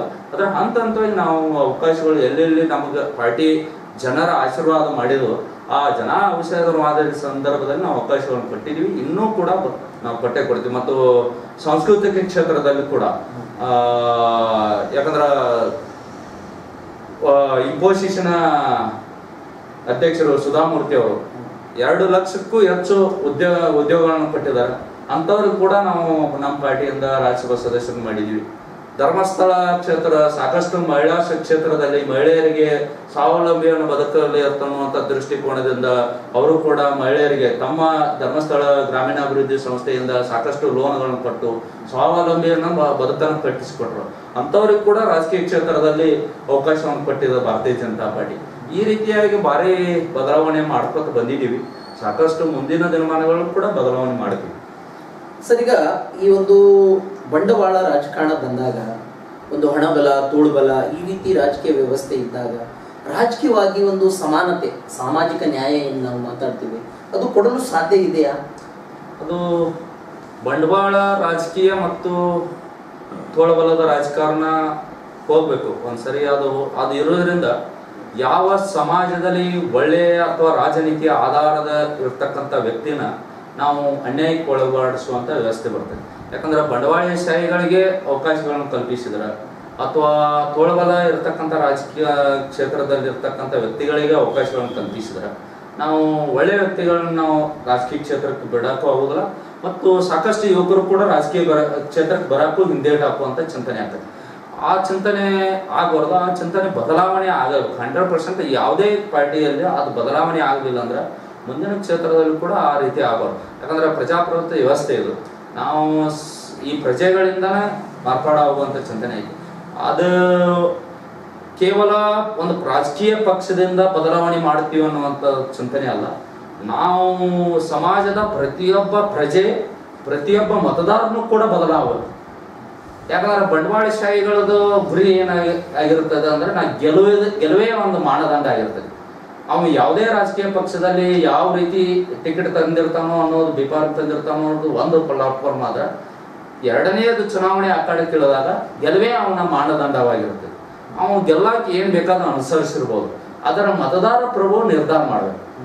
ಮತದಾರ ಪ್ರಭುನು ಅದರ ಪ್ರಜಾಪ್ರಭುತ್ವ ವ್ಯವಸ್ಥೆಯಲ್ಲಿ ಸಜ್ಜನ ರಾಜಕಾರಣಿಗಳನ್ನ ಆಯ್ಕೆ ಮಾಡಬೇಕು, ರಾಜನೀತಿಯ ರಾಜಕಾರಣವನ್ನು ತರಬೇಕು ಅನ್ನೋದು ಪ್ರತಿಯೊಬ್ಬ ಮತದಾರನು ಕೂಡ ಅದರ ತನ್ನ ಕರ್ತವ್ಯದ ರೂಪವಾಗಿ ಕೆಲ ಪರಿವರ್ತನೆ ಮಾಡಿದ್ರೆ, ಪಾರ್ಟಿ 1 ಪಾರ್ಟ್ಸ್ ಆಗಿದ್ರೆ ಮತದಾರನು ಕೂಡ 1 ಪಾರ್ಟ್ಸ್ ಆಗಿ ಕೆಲಸ ಮಾಡಿದ್ರೆ 100% ರಾಜನೀತಿ ರಾಜಕಾರಣ ಆಗ್ತೈತಿ. ಬಂಡವಾಳಶಾಹಿಗಳಿಗೂ ಉತ್ತರ ಕೊಡ್ತೀವಿ, ತೋಳಬಲದಿಂದ ರಾಜಕಾರಣ ಮಾಡೋರಿಗೂ ಉತ್ತರ ಕೊಡ್ತೀವಿ, ಸಜ್ಜನ ರಾಜಕಾರಣಿಗಳಿಗೆ ಅವಕಾಶ ಕೊಡ್ತೀವಿ.